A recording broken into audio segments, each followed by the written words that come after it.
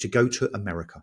Seriously, I urge estate agents and estate agency bosses to find an excuse to go to the US for 4 or 5 days. Go to a realtor conference like the NAR, the National Association of Realtors, which actually is on in November. That's where I'm going, in Houston, Texas. Or go to an EXP or Keller Williams conference or Compass or whatever, and not just watch the stage stuff, the speakers and all this kind of, you could argue contrived rhetoric and PR that you hear on the stages and in the fringe, but talk to the agents.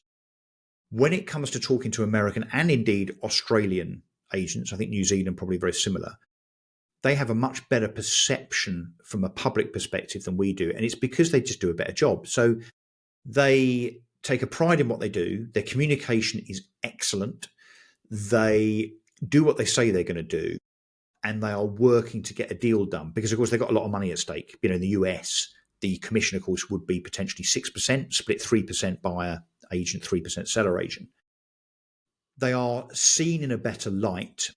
Yes, they don't have the inconvenience of our conveyancing process. When you've got states like Florida that literally have no lawyer at all. They're called no attorney states. So the agent writes the contract. They agree a contingency period, a kind of few days of call off for surveys and home reports to be done. And then it's okay. So we then agree that we complete in 14 days or 28 days or whatever, subject to money.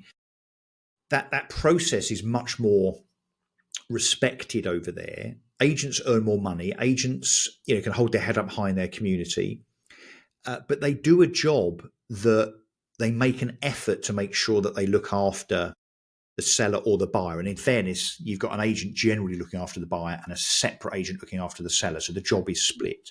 I fully concede that looking after both the buyer and the seller from a reputational point of view, a customer care point of view, is pretty difficult when you're effectively working for both sides, right? That's hard. So I think we can take a leaf out of the book of others and just go and talk to agents